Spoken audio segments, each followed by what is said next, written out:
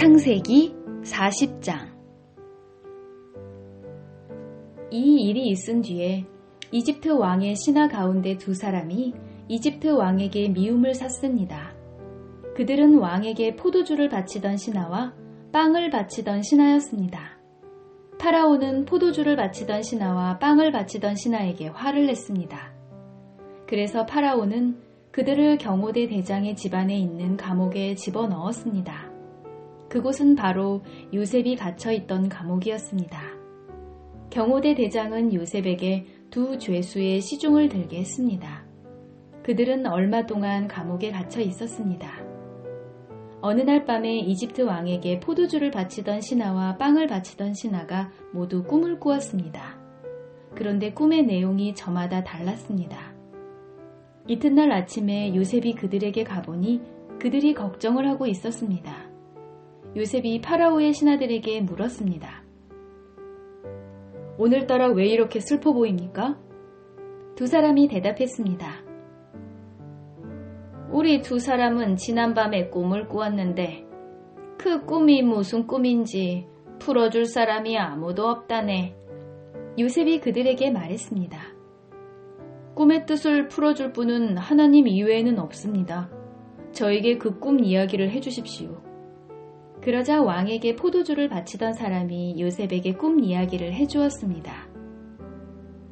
꿈에 어떤 포도나무를 보았다네. 그 나무에는 가지가 셋 있었는데 가지에서 싹이 나고 꽃이 피더니 포도가 열렸다네. 나는 파라오의 잔을 들고 있다가 포도를 짜서 즙을 내어 파라오에게 바쳤다네. 그 이야기를 듣고 요셉이 말했습니다. 그 꿈을 설명해 드리겠습니다. 가지 셋은 3일을 뜻합니다. 앞으로 3일이 지나기 전에 파라오가 당신을 풀어줄 것입니다. 그리고 당신이 전에 하던 일을 다시 맡길 것입니다. 당신은 전에 하던 것처럼 다시 파라오에게 포도주를 바치게 될 것입니다.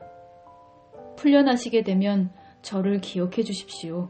저에게 은혜를 베풀어 주십시오. 파라오에게 말해서 제가 이 감옥에서 풀려나도록 해주십시오. 저는 히브리 사람들의 땅에서 강제로 이곳에 끌려왔습니다. 그리고 저는 이 감옥에 갇힐 만한 일을 한 적이 없습니다. 빵을 바치던 사람은 요셉의 꿈 해몽이 좋은 것을 보고 요셉에게 말했습니다. 나도 꿈을 꾸었다네.